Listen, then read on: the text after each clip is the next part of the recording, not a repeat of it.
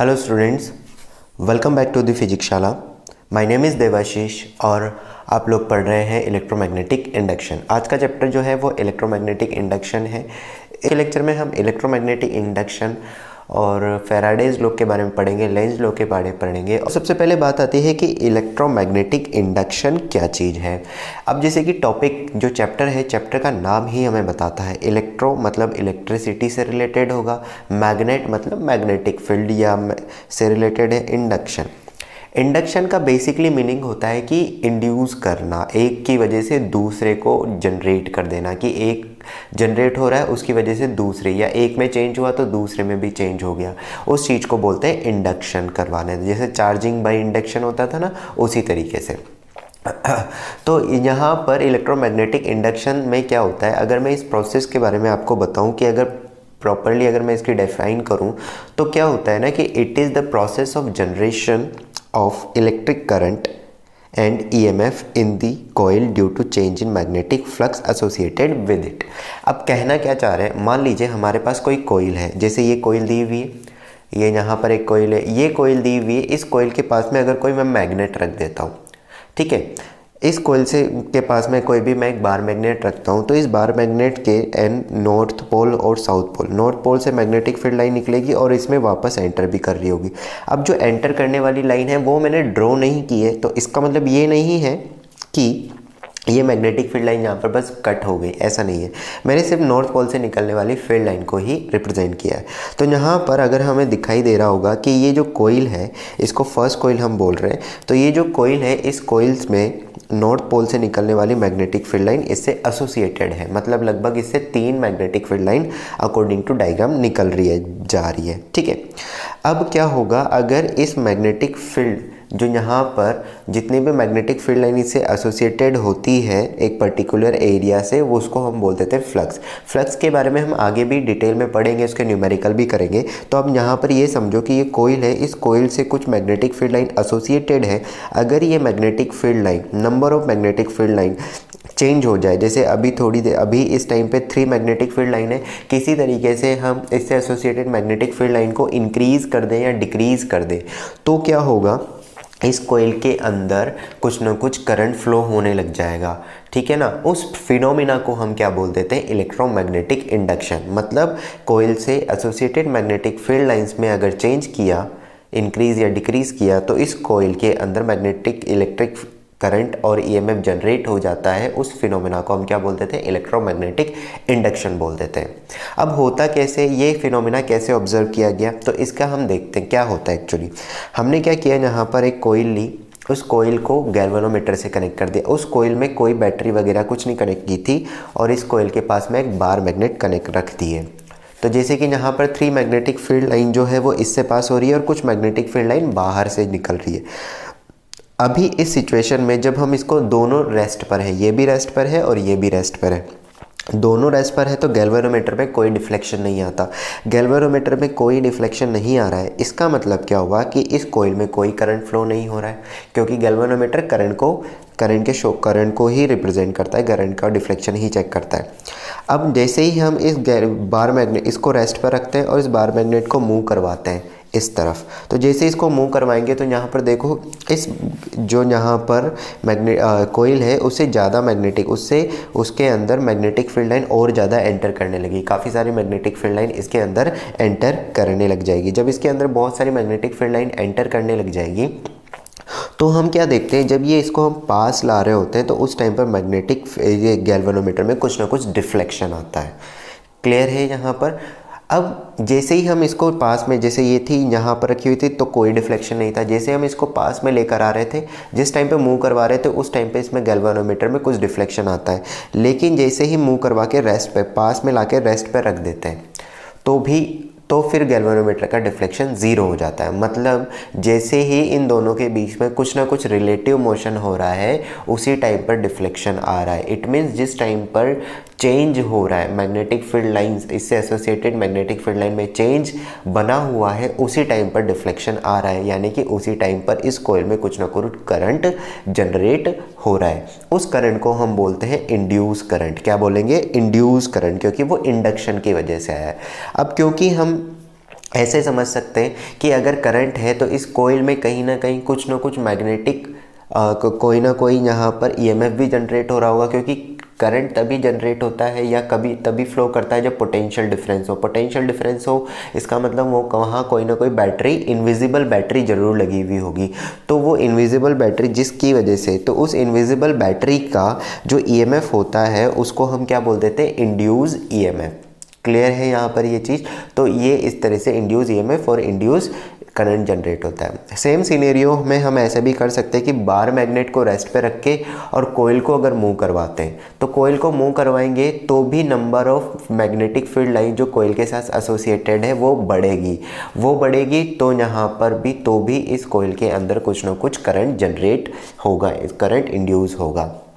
Clear है। तो basically दोनों के बीच में अगर रिलेटिव मोशन, तो हम ये बोल सकते हैं कि अगर दोनों ऑब्जेक्ट्स के बीच में रिलेटिव मोशन हो रहा है तो कुछ ना कुछ करंट जनरेट होगा, कुछ ना कुछ इंड्यूस करंट जनरेट होगा। इंड्यूस करंट की डायरेक्शन क्या होगी क्या नहीं होगी वो हम आगे देखेंगे, लेकिन अभी हमें ये समझ में आना चाहिए। अब मान लीजिए कई बार क्या हो जाता है कि जहाँ बार मैग्नेट की जगह एक और कोयल या कोई ऐसा एक और हमने कोई कोयल कंसीडर कर ली। उस कोयल में देखो, इसको ऐसे भी मान सकते हैं, मान लो एक कोयल है जिसको बैटरी से कनेक्ट कर दिया तो इसमें करंट फ्लो हो रहा होगा और इसके कोयल के सेंटर पर कुछ ना कुछ मैग्नेटिक फील्ड ऑलरेडी जनरेट हो रहा होगा क्योंकि खुद के करंट की वजह से। अब अगर इस कोयल को हम इस दूसरी कोयल जो दूर रखी हुई इसको क्लोज लेकर आएंगे तो अभी तो इस पर कोई मैग्नेटिक फील्ड एसोसिएटेड नहीं है, लेकिन जैसे ही क्लोज लेकर आओगे, मूव करवाओगे, जिस टाइम पे मूव करवा रहे होंगे तो यहाँ पर इस कोयल से भी कुछ ना कुछ मैग्नेटिक फील्ड लाइंस एसोसिएट होना शुरू हो जाएगी। तो इसका मैग्नेट, इसके अंदर पहले ज़ीरो थी, अब कुछ ना कुछ आ गई मैग्नेटिक फील्ड लाइन, तो यहाँ पर जो गैल्वेनोमीटर है उसमें फिर से कुछ ना कुछ डिफ्लेक्शन जरूर आ जाएगा। तो बेसिकली डिफरेंस या कहने का पर्पज़ ये है कि कोई भी कोयल है, कोई भी लूप है, अगर उससे एसोसिएटेड कुछ मैग्नेटिक फील्ड लाइंस है और वो चेंज हो रही है, number of field lines change हो रही है, तो कुछ ना कुछ इंड्यूस ईएमएफ या इंड्यूस करंट जरूर आएगा। अब यहाँ पर अगर हम कुछ ऑब्जर्वेशन को थोड़ा सा देखें, इस एक्सपेरिमेंट से जो ऑब्जर्वेशन मिले हमें, वो ऑब्जर्वेशन क्या थे? वो ऑब्जर्वेशन थे यहाँ पर कि सबसे पहला ऑब्जर्वेशन था कि व्हेनेवर बार मैग्नेट और करंट कैरिंग कोयल जो रेस्ट पर रहती है तो कोई उनके अगर दोनों बार मैग्नेट और कोयल अगर रेस्ट पर है तो कोई डिफ्लेक्शन नहीं आएगा, लेकिन जैसे ही दोनों के बीच में कुछ ना कुछ रिलेटिव मोशन होगा तो गैल्वेनोमीटर में डिफ्लेक्शन आएगा। ठीक है, तो इससे हमें क्या कंक्लूजन निकलता है? ये ऑब्जर्वेशन था, ये इसका कंक्लूजन है। कंक्लूजन ये है कि जब भी कोयल से रिलेटेड फ्लक्स में चेंज होगा तो इलेक्ट्रिक करंट और ईएमएफ जनरेट होगा, जिसको हम इंड्यूस इलेक्ट्रिक करंट या इंड्यूस ईएमएफ बोलते हैं। यहाँ तक हमें ये चीज़ एकदम क्लियर होनी चाहिए कि ईएमएफ कैसे जनरेट हो, ईएमएफ जनरेशन और इंड्यूस ईएमएफ और इंड्यूस करंट के बारे में हमें पता लग गया है अच्छे से, और इलेक्ट्रोमैग्नेटिक इंडक्शन क्या होता है वो हमें पता लग गया है। ठीक है, अब बात आती है, थोड़ा सा हम आगे बढ़ेंगे कि भाई जो ईएमएफ जनरेट हो रहा है उसकी वैल्यू क्या होगी वो भी हम चेक करेंगे। ठीक है, और उसकी डायरेक्शन, जो इंड्यूस करंट है उसकी डायरेक्शन क्या होगी वो भी हम देखेंगे। लेकिन उसको कैलकुलेट करने से पहले हमें एक छोटी सी चीज़ और पता होनी चाहिए, मैग्नेटिक फ्लक्स। जैसे इलेक्ट्रिक फ्लक्स होता है उसी तरह से मैग्नेटिक फ्लक्स होता है। मैग्नेटिक फ्लक्स क्या होता है? किसी जगह पर कोई मैग्नेटिक फील्ड, किसी रीजन में सपोज मैग्नेटिक फील्ड लाइन जा रही है, उस मैग्नेटिक फील्ड लाइन में अगर हम कोई एरिया, किसी भी सरफेस को रख देते हैं तो उस सरफेस से पास होने वाली कोई भी मैग्नेटिक फील्ड लाइन है, उस मैग्नेटिक फील्ड लाइन में अगर हम एक सरफेस को परपेंडिकुलर रख देते हैं, मतलब इस तरह से रखते हैं कि जो प्लेन है, सरफेस का जो प्लेन है वो मैग्नेटिक फील्ड लाइन के परपेंडिकुलर है, तो उस प्लेन सरफेस से जो मैग्नेटिक, जैसे ये मैग्नेटिक फील्ड लाइन है और ये सरफेस है, तो इस प्लेन सरफेस से जितनी भी मैग्नेटिक, इस सरफेस से जितनी मैग्नेटिक फील्ड लाइन पास होगी उसको हम क्या बोल देते हैं? मैग्नेटिक फ्लक्स बोल देते हैं।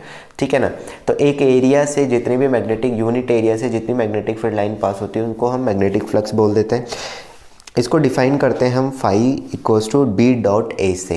बी डॉट ए से हम डिफाइन करते हैं, इसकी जो यूनिट होगी वो टेस्ला इंटू मीटर स्क्वायर होगी, या इसको हम वेबर भी बोल सकते हैं। इसको हम क्या बोल सकते हैं? वेबर भी बोल सकते हैं। ठीक है, अच्छा, इसके जो ये पीडीएफ है ना, जो जिससे मैं पढ़ा रहा हूँ, वो पीडीएफ आपको टेलीग्राम चैनल पर मिल जाएगी, डिस्क्रिप्शन में उसका लिंक भी मैं दे दूँगा, तो वहाँ से ये पीडीएफ डाउनलोड कर लेना। अब यहाँ पर फाई इजिकल्स टू है बी डॉट ए। अब देखो क्या होता है, कई बार क्या होता है कि मैग्नेटिक फील्ड जो है वो कांस्टेंट होता है किसी जगह पर। अगर मैग्नेटिक फील्ड कांस्टेंट है तो आप सिंपली बी डॉट ए कर दो। लेकिन अगर मैग्नेटिक फील्ड जो है वो कांस्टेंट नहीं है, एरिया के अक्रॉस एरिया चेंज हो रहा है ना, अक्रॉस एरिया चेंज हो रहा है, तो वहाँ पर फिर बी डॉट डी ए हम लिखते हैं। जब भी मैग्नेटिक फील्ड वेरिएबल होगा तो बी डॉट डी ए लेंगे। ए यहाँ पर मैग्नेटिक यहाँ पर एरिया वेक्टर है, और ये डॉट यहाँ पर, तो ये डॉट को जब आप ओपन करोगे तो ये बी ए कॉस थीटा हो जाएगा। डॉट जो है वो क्या है, बेसिकली यहाँ पर ए फाई के बीच का एंगल है। तो अगर मैं फाई को लिखूँगा तो ये ऐसे बनेगा बी ए कॉस थीटा। ठीक है, तो यहाँ पर जो मैग्नेटिक फ्लक्स होगा वो होगा बी ए कॉस थीटा। थीटा ए और बी के बीच का एंगल दिया हुआ। अब एरिया वेक्टर कैसे पता लगाते हैं ये हमें अच्छे से पता होना चाहिए। लास्ट जो मैग्नेटिज्म वाला चैप्टर पढ़ा था उसमें भी ये था को कोई भी प्लेन है, सपोज ये सरफेस है, इस सरफेस के परपेंडिकुलर अगर जो कोई वेक्टर में बनाता हूँ, ये सरफेस है, इस सरफेस के परपेंडिकुलर अगर एक वेक्टर हम या नॉर्मल ड्रॉ कर देते हैं तो वो नॉर्मल जो होगा वो एरिया वेक्टर को रिप्रेजेंट कर रहा होगा। तो फाई जो हो जाएगा वो कितना हो जाएगा, बी ए कॉस थीटा। कितना हो जाएगा वो, बी ए कॉस थीटा, वहाँ पर ये आ जाएगा। क्लियर है ये चीज़ यहाँ पर। तो ये ध्यान रखना, ये होता है किस चीज़ के लिए, यहाँ पर ये होता है जब b कांस्टेंट हो, और ये जब यूज़ करेंगे जब b क्या हो, वेरिएबल हो। क्लियर है ये। देखिए फ्रेंड्स, क्वेश्चन लेते हैं मैग्नेटिक फ्लक्स से रिलेटेड कि मैग्नेटिक फ्लक्स यहाँ पर क्या हो सकता है। तो B और A दिया हुआ है, तो अगर मुझे फ्लक्स निकालना है तो B क्या है, यूनिफॉर्म है, तो B डॉट A करके मैं मैग्नेटिक फ्लक्स निकाल सकता हूँ। तो magnetic flux B dot A करूँगा तो डॉट प्रोडक्ट जब भी हम करते हैं तो आई कैप को आई कैप और जे कैप को जे कैप के साथ, तो यहाँ पर इसका डॉट B डॉट A करेंगे। अब A डॉट B करो चाहे B डॉट A करो कोई फ़र्क नहीं पड़ता। तो 4 - 3 और +0, क्योंकि यहाँ पर कोई के कैप नहीं है इसलिए ये कितना आ जाएगा, 1। तो मैग्नेटिक फ्लक्स जो आएगा वो कितना हो जाएगा, 1 वेबर हो जाएगा। क्लियर है। इसी तरह से नेक्स्ट क्वेश्चन जो दिया हुआ है, इस क्वेश्चन में आपको एक एरिया दिया हुआ है, यहाँ पर एक रेक्टेंगुलर एरिया दिया हुआ है। इस एरिया की जो है यहाँ पर साइड, एक ए साइड है और एक बी साइड है। मैग्नेटिक फील्ड जो दिया हुआ है वो दिया हुआ है B dot i cap. B dot i cap का मतलब हो गया कि जो मैग्नेटिक फील्ड है वो एक्स वाली डायरेक्शन में, इस तरीके से एक्स वाली डायरेक्शन में बी नॉट वेक्टर दिया हुआ है। तो यहाँ पर ये जो मैग्नेटिक फील्ड है वो किस क्रॉस सेक्शन, यहाँ पर जो सरफेस है उससे क्रॉस कर रहा होगा, तो आई कैप वाली डायरेक्शन। तो इसका मतलब ये पूरा इसके परपेंडिकुलर है। अब इस वेक्टर का अब हमें ये देखना है कि ये मैग्नेटिक फील्ड इस सरफेस को क्रॉस कर रहा है या नहीं कर रहा है। तो पूरा उससे क्रॉस कर रहा है, ठीक है ना। इसका मतलब पूरा मैग्नेटिक फील्ड जो है इससे पास हो जाएगा, इसको क्रॉस कर जाएगा। तो इसका मतलब यहाँ पर मैग्नेटिक फ्लक्स की वैल्यू कितनी हो जाएगी, सिंपली B × A। B की वैल्यू जो होगी वो हमें पता है B नॉट, और एरिया इसका कितना है, AB। तो मैग्नेटिक फ्लक्स कितना हो जाएगा, ये वैल्यू।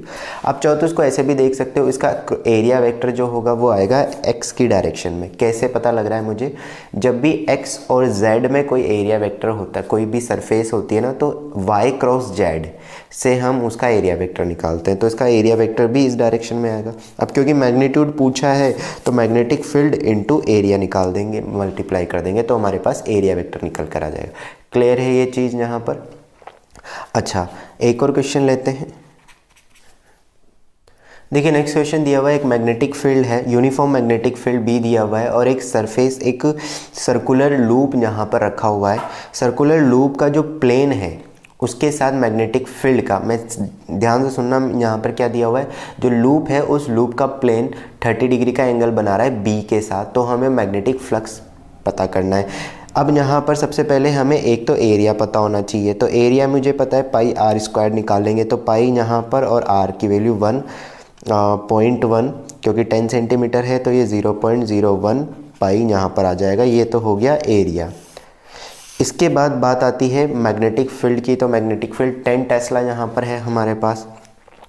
अब हम अगर मैग्नेटिक फ्लक्स की बात करें तो मैग्नेटिक फ्लक्स यहाँ पर B × A से हम निकालेंगे, और cos थीटा, क्योंकि B डॉट A लिखना होता है तो B डॉट A को क्या लिख सकता हूँ, BA cos थीटा। तो B भी हमें पता है 10 है, एरिया कितना है 0.01 पाई है, ठीक है। और इसके बाद अगर मैं बात करूं यहाँ पर तो कॉस थीटा। अब थीटा क्या है, अब यहाँ पर मुझे एक बार सोच के बताओ थीटा क्या लिखना है चाहिए, 30 डिग्री आएगा या कुछ और आएगा। यहाँ पर एंगल जो होगा वो 30 डिग्री नहीं होगा। क्यों, ये गलती मत कर देना, यहाँ पर एक सिली मिस्टेक हो जाती है।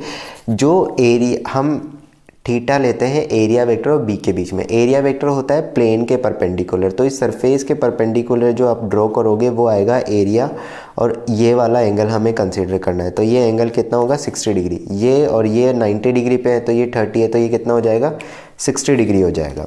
ठीक है, तो कॉस 60 डिग्री, तो इसको जब सॉल्व करेंगे तो ये बनेगा 10 इंटू पाई डिवाइडेड बाई 100 और 1/2।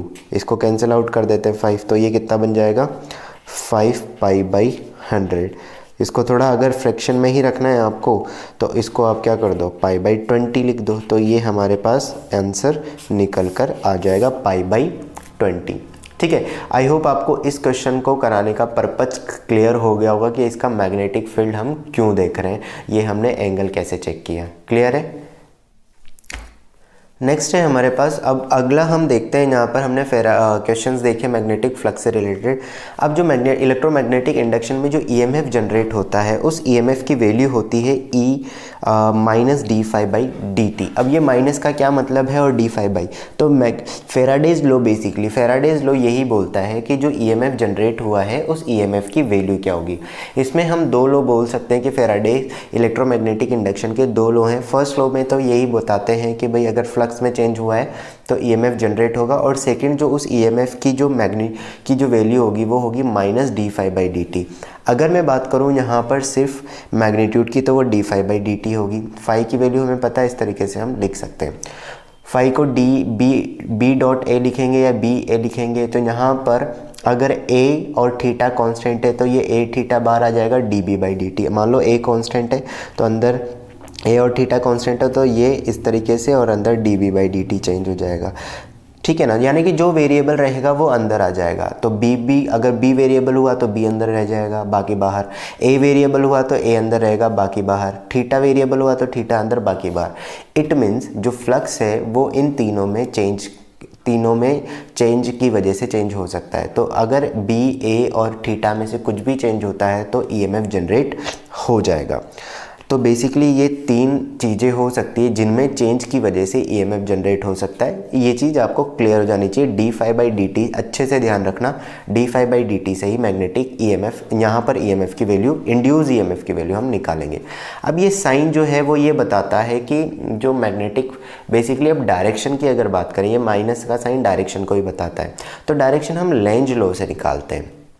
ठीक है, इंड्यूस करंट की डायरेक्शन कैसे क्रिएट करेंगे कि हमें कैसे पता चलेगा कि लूप में करंट की डायरेक्शन क्लॉकवाइज है, एंटी क्लॉकवाइज है, किस तरीके से है। तो मैं पहले स्टेटमेंट आपको बता देता हूँ। स्टेटमेंट जो है लेंज लॉ का, उसके अकॉर्डिंग क्या होता है, direction of induce current will be such that it will oppose the change that has induce it. मतलब ये उन्हीं रीज़न का अपोज, इंड्यूस करंट की डायरेक्शन कुछ इस तरीके से होती है कि ये उन्हीं रीजंस का अपोज करती है जिसकी वजह से ये प्रोड्यूस हुई है या जिसकी वजह से वो इंड्यूस हुई है। यानी कि कोई भी लूप है तो कोई भी लूप में इंड्यूस करंट की डायरेक्शन कुछ इस तरीके से होगी। किसी हम इसमें कैसे पता करते हैं, इंड्यूस करंट की डायरेक्शन पता करने के लिए हमें बस एक छोटी सी चीज़ ध्यान रखनी है कि जो लूप है वो मैग्नेटिक लूप जो है वो फ्लक्स में चेंज नहीं होने देता है। अगर फ्लक्स डिक्रीज़ हो रहा होगा तो उसको इंक्रीज़ करना चाहेगा, फ्लक्स अगर इंक्रीज़ हो रहा होगा तो उसको डिक्रीज़ करना चाहेगा। बस ये चीज़ ध्यान रखो। इधर गई बार मैग्नेट की वजह से इस लूप के पास 5 मैग्नेटिक फील्ड लाइन थी, दूर जा गई तो लूप के पास सिर्फ 3 मैग्नेटिक फील्ड लाइन रहेगी। तो लूप क्या करेगा, खुद 2 मैग्नेटिक फील्ड लाइन जनरेट कर देगा, 2 मैग्नेटिक फील्ड लाइन जनरेट कर देगा। अब वो मैग्नेटिक फील्ड लाइन की डायरेक्शन कैसे होगी, ऐड कर, इस तरफ है ये डायरेक्शन, अगर बढ़ानी है तो सेम डायरेक्शन में लगाना पड़ेगा तभी ऐड हो पाएगा, है ना। तो यहाँ पर मैग्नेटिक फील्ड लाइन की डायरेक्शन कुछ इस तरीके से आ जाएगी। तो अब इस लूप में मैग्नेटिक फील्ड लाइन जो लूप ने खुद अपनी मैग्नेटिक फील्ड लाइन जनरेट की है वो इस तरीके से। तो करंट की डायरेक्शन कैसे होगी? अब हमें पता है कि लूप कोई भी सर्कुलर लूप है मैग्नेटिक फील्ड लाइन, करंट की डायरेक्शन पता हो तो मैग्नेटिक फील्ड लाइन हम ऐसे निकालते हैं कि कोई भी लूप दिया हुआ है उसमें अगर करंट की डायरेक्शन मैग्नेटिक फील्ड, करंट की डायरेक्शन में एक फिंगर्स को घुमाएंगे तो थंब उसके मैग्नेटिक फील्ड को बताएगा। तो इसको हम उल्टा भी बोल सकते हैं कि अगर थंब को मैग्नेटिक फील्ड की डायरेक्शन में रखा तो करंट जो फिंगर्स है वो करंट की डायरेक्शन को बताएगी। तो इस लूप में मैग्नेटिक फील्ड पता है हमें इस तरफ है, मैग्नेटिक फील्ड पता है इस तरफ है, तो करंट कैसे होगा? बाहर से अंदर की तरफ। तो मतलब इसमें करंट की जो डायरेक्शन आएगी वो कुछ इस तरीके से आ जाएगी। ठीक है, हमें यही देखना है। लूप में मैग्नेटिक फील्ड की डायरेक्शन पता है तो फिंगर्स करंट की डायरेक्शन को बता देगी। यही करते थे ना, फिंगर्स को करंट की डायरेक्शन में रखते हैं तो थंब मैग्नेटिक फील्ड की लाइन को बताता है। क्लियर है सब लोगों को?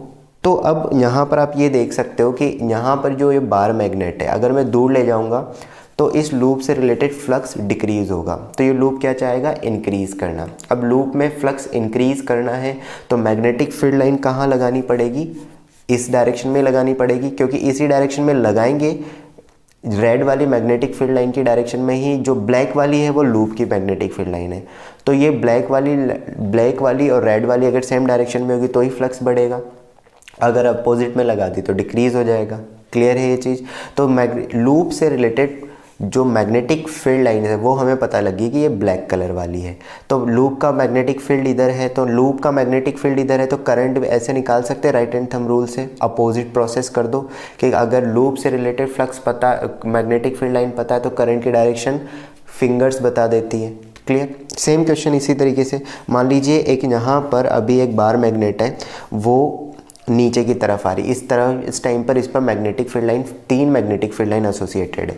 लूप अगर नीचे की तरफ आ रहा ये बार मैग्नेट अगर नीचे की तरफ आ रही है तो इस लूप से एसोसिएटेड फ्लक्स बढ़ जाएगा। क्यों बढ़ जाएगा? क्योंकि फील्ड लाइंस बढ़ रही है। तो फ्लक्स अगर बढ़ेगा तो लूप क्या चाहेगा? फ्लक्स को डिक्रीज़ करना। मैंने कहा था ना कि ये क्या करता है? हमेशा अपोज करना चाहता है। तो ये क्या करेगा? डिक्रीज़ करना। डिक्रीज़ करने के लिए यहाँ पर अब मुझे ये बताओ कि डिक्रीज़ करने के लिए जो लूप है वो किस तरह का मैग्नेटिक फील्ड जनरेट करेगा? अपोज करेगा। इंक्रीज़ हो रहा है, नीचे आने से इंक्रीज़ हो रहा है तो डिक्रीज़ करने के लिए ऊपर वाली डायरेक्शन में फ्लक्स जनरेट कर देगा। ऊपर वाली डायरेक्शन में अगर लूप ने ऊपर वाली डायरेक्शन में फ्लक्स जनरेट किया तो इस तरह से राइट हैंड को, अगर राइट हैंड के थंब को ऊपर रखूँगा तो करंट की डायरेक्शन कैसे आएगी? इस तरीके से। ऊपर से अगर तुम देखोगे तो तुम्हें कैसे लगेगी? Anti clockwise. मतलब जो करंट की डायरेक्शन है वो कुछ इस तरीके से होनी चाहिए। ये अगर दिया हुआ है तो इसमें ये करंट की डायरेक्शन होनी चाहिए क्योंकि ये इस तरीके से दिया हुआ है ना। बस ये एक बेसिक सा कॉन्सेप्ट है। और भी हम देखते हैं। अब इसमें एक छोटी सी ट्रिक है वो मैं बता देता हूँ ताकि आपको इतना झंझट नहीं करना पड़ेगा। बार मैग्नेट दी हुई है आपको, बार मैग्नेट के थ्रू हम कैसे पता कर सकते हैं? बार मैग्नेट में थोड़ा सा हमारे पास काम आसान हो जाता है। बार मैग्नेट अगर पास में आ रही है ना, तो बार मैग्नेट पास में आ रही है तो हमें पता है कि लूप क्या चाहेगा? अपोज करना। तो अपोज करने के लिए लूप हमें पता है कि मैग्नेटिक फील्ड खुद का जनरेट करता है, तो उसका एक फेस साउथ पोल की तरह काम कर सकता है और दूसरा फेस नॉर्थ पोल की तरह काम कर सकता है। जो ये वाला जो जिसमें मैं डॉटेड लाइन बना रहा हूँ वो अंदर वाली साइड है और जो क्रॉस ये पूरा वाली है ये बाहर वाली साइड है। तो जब इस बार मैग्नेट को पास लाएंगे तो ये यहाँ पर नॉर्थ जनरेट कर देगा। इस वाली साइड जो ये लूप है इस साइड नॉर्थ जनरेट हो जाएगा और इस साइड साउथ। नॉर्थ क्यों जनरेट होगा? क्यों? क्योंकि यहाँ नॉर्थ जनरेट होने से ही ये नॉर्थ रिपल होगा।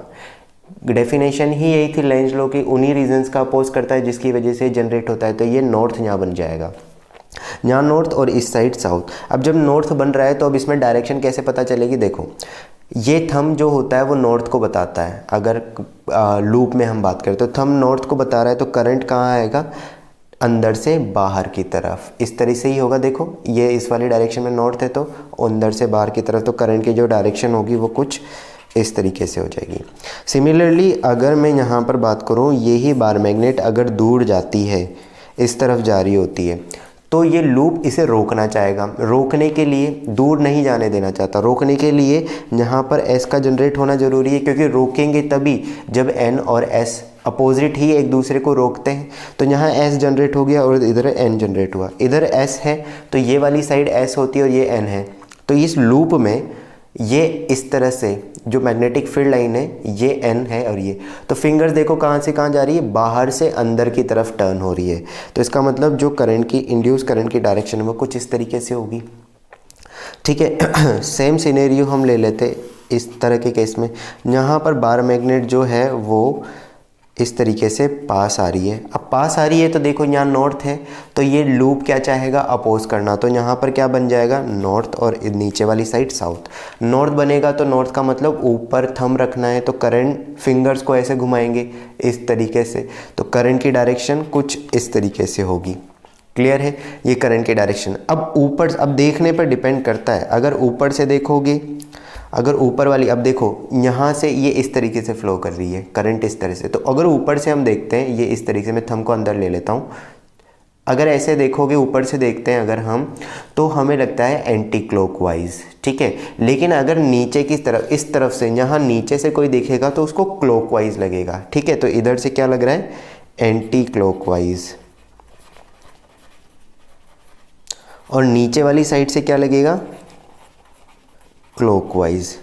ठीक है, क्लियर ये चीज़ यहाँ पर, तो एक साइड से एंटी क्लॉकवाइज लगेगा और एक साइड से क्या लगेगा, यहाँ पर ये क्लॉकवाइज लगेगा।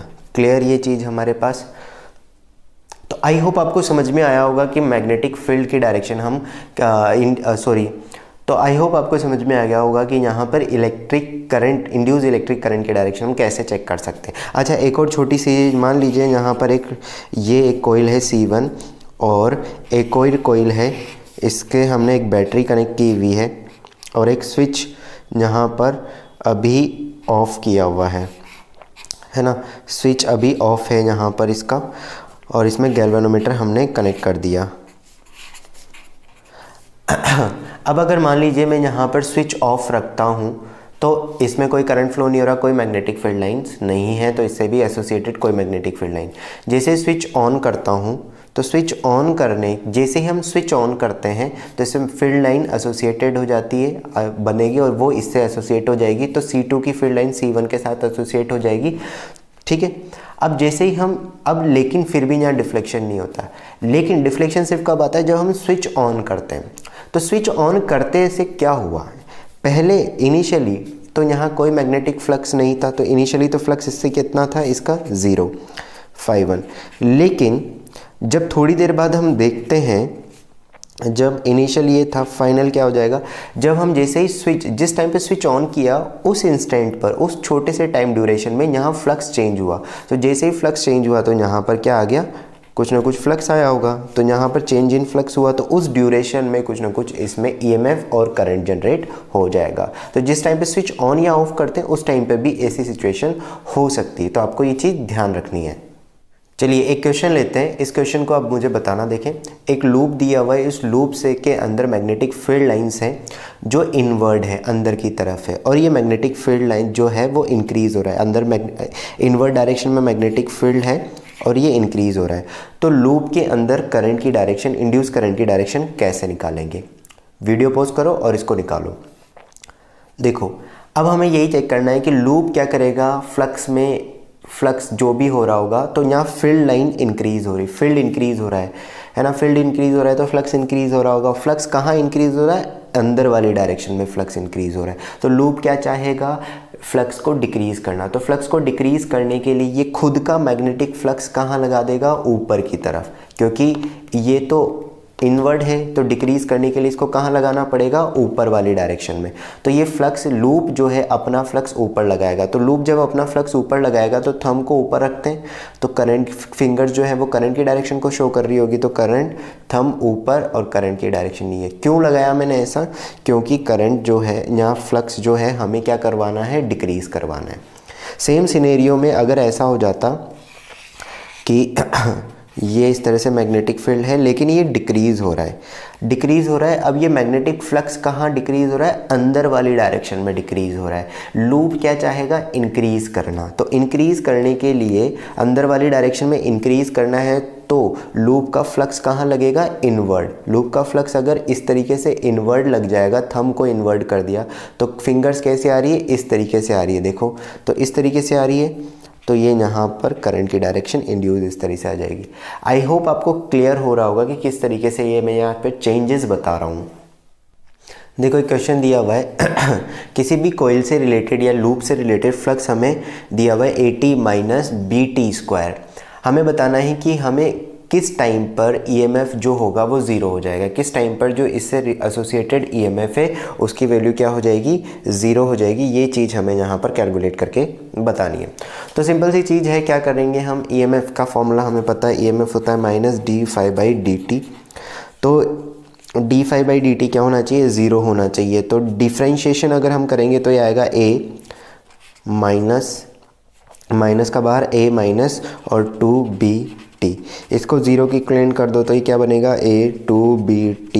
तो t की जो वैल्यू आ जाएगी वो क्या आ जाएगी, a/2b। मतलब a/2b पर टाइम पर जो फ्लक्स होगा वो कितना हो जाएगा, ज़ीरो हो जाएगा। उस टाइम पर जो ये फ्लक्स होने वाला है वो फ्लक्स कितना हो जाएगा, ज़ीरो हो जाएगा। इस टाइम पर जो ये फ्लक्स होगा ये फ्लक्स कितना आ जाएगा, ज़ीरो हो जाएगा। क्लियर है ये चीज़। चलिए इसी तरीके से अब EMF निकालते हैं। देखिए यहाँ पर अब हमें मैग्नेटिक फील्ड दिया हुआ है, इस लूप से एसोसिएटेड लूप का जो एरिया है वो रेडियस है वो हमें R0 दी हुई है। EMF हमें जनरेट करना है और डायरेक्शन हमें बतानी है। तो हम सबसे पहले EMF का मैग्नीट्यूड निकालते हैं। तो मैं सिर्फ d∅dt कर देता हूँ। d∅dt कैसे होगा, यहाँ पर फाई होता है बेसिकली B.A। अब एरिया वेक्टर हमें पता है कितना होगा, पाई R0 का स्क्वायर। b हमें पता है। अब b और एरिया वेक्टर के बीच में जो एंगल है, एरिया वेक्टर और b के बीच में जो एंगल है वो या तो 0 होगा या 180 डिग्री होगा। अगर आप ऊपर की तरफ लेते हो तो यहाँ पर 180 हो जाएगा और अंदर की तरफ लेते हो तो 0 हो जाएगा। मतलब दोनों में से कुछ एक आएगा। तो इसका मतलब क्या हो गया कि मैं सिंपली b फ्लक्स को ये लिख सकता हूँ, क्योंकि हमें तो मैग्नीट्यूड निकालना है, तो या तो BA होगा या -BA होगा, तो दोनों का मैग्नीट्यूड तो सेम आएगा। तो यहाँ पर अब एरिया तो कांस्टेंट है तो dB/dt। तो इलेक्ट्रिक फील्ड EMF जो होगा यहाँ पर एरिया पाई R0 का स्क्वायर, dB/dt जब आप करोगे तो आपके पास आएगा 4t। तो EMF की जो वैल्यू हो जाएगी वो कितनी हो जाएगी, 4 पाई R0 स्क्वायर और इंटू t। ये चीज़ हमारे पास EMF आ जाएगा। अब ये जो EMF है 4 पाई R0 स्क्वायर t, ये जो EMF हमें दिया हुआ है ये वेरिएबल है अलग अलग टाइम पर। तो अगर मैं यहाँ पर बात करूँ t=0 पर, तो t=0 पर EMF 0 होगा। t=1 की बात करें तो कुछ ना कुछ वैल्यू निकल कर आ जाएगी। क्लियर है। तो EMF किसके डायरेक्टली प्रोपोर्शनल आ रहा है, टाइम के साथ साथ। तो अगर आप ग्राफ देखना चाहोगे तो ये कुछ इस तरीके से आएगा, E और t के बीच का graph variable constantly linearly increase हो रहा होगा। इसमें अगर हम इंड्यूस करंट की डायरेक्शन पता है तो कैसे होगी, एक बार आप ट्राई करो फिर मैं बताता हूँ। तो इंड्यूस करंट की डायरेक्शन हम जब देखते हैं तो इंड्यूस करंट की देखो यहाँ पर मैग्नेटिक फील्ड क्या हो रहा है, इंक्रीजिंग है। मैग्नेटिक फील्ड इंक्रीजिंग है मतलब फ्लक्स इंक्रीज हो रहा होगा। फ्लक्स कहाँ इंक्रीज हो रहा है, इनवर्ड। तो लूप क्या चाहेगा, फ्लक्स को डिक्रीज़ करना। फ्लक्स को डिक्रीज़ करने के लिए खुद का फ्लक्स कहाँ, खुद का ये मैग्नेटिक फील्ड कहाँ जनरेट करेगा, ऊपर की तरफ। ऊपर की तरफ तो करंट की डायरेक्शन कैसे आ रही है, फिंगर्स की तरफ। ठीक है। बस एक छोटा सा ही कॉन्सेप्ट ध्यान रखना है कि लूप जो है वो अपोज करना चाहता है। अगर इंक्रीज़ हो रहा है तो डिक्रीज़ करना चाहेगा, डिक्रीज़ हो रहा है तो इंक्रीज़ करना चाहेगा। देखिए यहाँ पर रेडियस जो दी हुई है वो है R0t, B दिया हुआ है B0 और E यहाँ पर ये इस तरह से EMF जनरेट कर किया हुआ जो है वो हमें दिया हुआ है। अब बात ये है यहाँ पर कि EMF की वैल्यू हमें निकालनी है। यहाँ पर रेडियस वेरिएबल है, धीरे धीरे इंक्रीज़ हो रही है ना। अब रेडियस अगर इंक्रीज़ हो रही है तो इसका मतलब एरिया भी इंक्रीज़ होगा। एरिया इंक्रीज़ होगा तो फ्लक्स इंक्रीज़ होगा। और मैग्नेटिक फील्ड है अपवर्ड डायरेक्शन में, ऊपर की तरफ वाली डायरेक्शन में, प्लेन पेपर से आउटवर्ड डायरेक्शन में। ठीक है। तो अब यहाँ पर मुझे सबसे पहले तो ये बता दो कि यहाँ पर इंड्यूस करंट की डायरेक्शन कैसी होगी। ठीक है। अगर आपको समझ में आ गई तो कमेंट में ज़रूर बताना मुझको। अब यहाँ पर एरिया, रेडियस बढ़ने से एरिया बढ़ रहा है, एरिया बढ़ने से फ्लक्स बढ़ रहा है। फ्लक्स बढ़ रहा है तो लूप क्या चाहेगा, फ्लक्स को कम करना। तो सबसे पहले ये देखो फ्लक्स कहाँ बढ़ रहा है, ऊपर वाली डायरेक्शन में बढ़ रहा है, इस तरीके से अपवर्ड डायरेक्शन में। अपवर्ड डायरेक्शन में बढ़ रहा है तो लूप डिक्रीज़ करना चाहेगा और डिक्रीज़ करने के लिए नीचे फ्लक्स लगाना पड़ेगा, मतलब नीचे इलेक्ट्रिक फील्ड लगाना पड़ेगा। तो नीचे लगाने के लिए इस तरह से थंब को नीचे वाली तरफ रखो तो कर जो फिंगर्स है वो इस तरह से आ रही है क्लॉकवाइज डायरेक्शन में, तो इसका मतलब जो इंड्यूस करंट की डायरेक्शन है वो कुछ इस तरीके से आ जाएगी। ये तो होगी इंड्यूस करंट की डायरेक्शन। वैल्यू चेक कर लेते हैं। तो ईएमएफ का मैग्नीट्यूड लिखूंगा तो मैं d∅dt हो जाएगा। ठीक है, वापस से cos थीटा जो है वो या तो cos थीटा जो होगा वो 1 हो जाएगा यहाँ पर। ठीक है, तो a कितना हो जाएगा, ये हो जाएगा ab d∅dt। तो a की जो वैल्यू अब यहाँ पर b तो कांस्टेंट है तो b तो बाहर आ जाएगा। एरिया होगा पाई आर का स्क्वायर, तो ये बन जाएगा b0 पाई और d/dt। आर स्क्वायर की जगह मैं क्या लिखूँगा, r0 स्क्वायर t स्क्वायर। ठीक है, तो ये बन जाएगा हमारे पास पाई r0 स्क्वायर b0 और 2t। तो ये चीज़ हमारे पास है, तो ये 2 पाई b0 r0 और t यहाँ पर ये दिया हुआ है। इसको डिफरेंशिएट करने के बाद तो हमारे पास जो ईएमएफ आया वो कितना आ गया आएगा, ये हमारे पास ईएमएफ की वैल्यू निकल कर आ जाएगी। ये भी टाइम वेरिएबल है, ऐसा ज़रूरी नहीं है कोइंसिडेंटली ये इस तरह से आ गया। मुझे जो आपको चीज़ सिखानी थी वो यही बतानी थी कि एरिया इंक्रीज़ होने के साथ साथ भी फ्लक्स इंक्रीज़ हो सकता है या डिक्रीज़ हो सकता है। अब अगर ये डिक्रीज़ हो रहा होता तो भी फ्लक्स में चेंज होता और तो भी वहाँ पर कुछ ना कुछ इलेक्ट्रिक करंट इंड्यूस वहाँ पर हो जाता। ठीक है, देखिए अब यहाँ पर हमने एरिया के साथ एरिया चेंज होने की वजह से ईएमएफ जनरेशन देखा, फील्ड में चेंज होने की वजह से जनरेशन देखा। अब कई बार थीटा में चेंज हो जाता है। अब थीटा में कैसे चेंज होता है ध्यान से समझना। मान लीजिए मैग्नेटिक फील्ड लाइन इस तरीके से है, राइट टू लेफ़्ट से राइट वाली डायरेक्शन में कई सारी इस जगह पर कई सारी मैग्नेटिक फील्ड लाइन है। ठीक है, मैंने ये अपना एक यहाँ पर ये हाथ जो है मेरा, सपोज़ ये एक कोई भी सरफेस है। अभी मैग्नेटिक फील्ड लाइन ये इस सरफेस से जितनी भी है वो सारी मैग्नेटिक फील्ड लाइन इससे पास हो रही होगी मैक्सिमम। लेकिन अगर मैं इसको ऐसे कर दूंगा तो ज़ीरो मैग्नेटिक फील्ड लाइन पास होगी। ठीक है, तो क्या होगा, अब जैसे जैसे अभी मैग्नेटिक फील्ड लाइन मैक्सिमम है, अभी यहाँ पर एरिया वेक्टर और मैग्नेटिक, ये इसका एरिया वेक्टर और ये मैग्नेटिक फील्ड लाइन, आप ऐसे समझ लो जो रेड कलर है वो मैग्नेटिक फील्ड लाइन है और जो ये है ये इसका एरिया वेक्टर है। तो अभी एरिया वेक्टर और मैग्नेटिक फील्ड लाइन के बीच में जो एंगल है वो ज़ीरो है। अब जैसे जैसे अगर इसको एरिया को अगर मैं सरफेस एरिया को मैं टर्न करूँगा तो इन दोनों के बीच में जो एंगल है वो देखो चेंज होता जाएगा। इस तरह से होने पर 90 डिग्री हो गया। 90 डिग्री हुआ तो इस टाइम पर फ्लक्स तो कुछ भी पास नहीं हो रहा है ना। तो बेसिकली अगर हम मैग्नेटिक फील्ड को तो इसी डायरेक्शन में लगते हैं, लेकिन इस सरफेस को अगर चेंज करते रहते हैं, रोटेट करवाते हैं किसी ओमेगा एंगुलर वेलोसिटी के साथ, तो इनके बीच का जो एंगल है, ये एंगल जो दिया हुआ है, ये जो यहाँ पर ये एंगल दिया है, ये चेंज होगा और इस चेंज होने की वजह से फ्लक्स में भी चेंज होगा। क्योंकि आप खुद देखो कि ऐसे जब था तो मैक्सिमम फ्लक्स आ रहा था, लेकिन अगर ऐसे है तो मिनिमम फ्लक्स है। ठीक है, तो फ्लक्स में चेंज आ रहा है यहाँ पर। तो इस सिचुएशन में जो थीटा है उसकी वजह से मैग्नेटिक फ्लक्स में चेंज आ रहा है। अब यहाँ पर थीटा बेसिकली किस रेट से चेंज हो रहा है, तो हमें एक चीज़ पता है, कांस्टेंट एंगुलर वेलोसिटी के साथ अगर ये रोटेट कर रहा है ओमेगा के साथ, तो ओमेगा को मैं लिख सकता हूँ θ/t। जैसे हम सिंपली बोल सकते हैं ना कि कांस्टेंट स्पीड है तो उसको हम डिस्टेंस डिवाइडेड बाय टाइम कर देते हैं। सेम तो डिस्टेंस की जगह एंगुलर डिस्प्लेसमेंट आ गया डिवाइडेड बाय टाइम। तो यहाँ मैं थीटा को लिख सकता हूँ ओमेगा इंटू टी। अब यहाँ पर फ्लक्स अगर मैं लिखूँगा तो क्या आएगा, BA cos थीटा इनिशियली, और थीटा की जगह क्या पुट कर देते हैं, cos omega T. Omega constant है, मैग्नेटिक ये एंगुलर वेलोसिटी है, इसकी एंगुलर वेलोसिटी। ठीक है, अब EMF अगर लिखेंगे तो ये आएगा D/AB cos ओमेगा टी। अब A कांस्टेंट है, B भी कांस्टेंट है, तो AB बाहर आ गया, अंदर क्या बचेगा यहाँ पर सिर्फ cos omega T. cos omega T बचेगा, तो यहाँ पर इसको डिफरेंशिएट करेंगे तो ये माइनस, अच्छा साइन माइनस का सॉरी यहाँ पर तो नहीं, यहाँ माइनस का साइन आ जाएगा। डिफरेंशिएट करेंगे तो ये माइनस माइनस प्लस हो जाएगा, क्योंकि cos का डिफरेंशिएशन माइनस साइन होता है, तो साइन ओमेगा टी।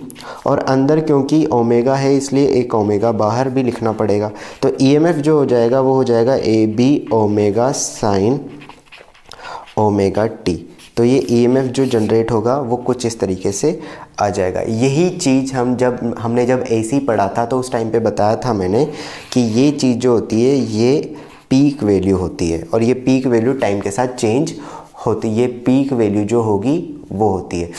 अब यहाँ पर नंबर ऑफ़ टर्न्स, अगर एक ही लूप है तो एक आ जाएगा, 2 लूप है तो n से मल्टीप्लाई कर दोगे। तो बेसिकली ये AC लाइन हो गई, ये एक तरह से क्या होगी, AC सोर्स हो गया, क्योंकि यहाँ पर EMF टाइम के साथ चेंज हो रहा है। EMF की जो वैल्यू है विद टाइम चेंज हो रही है।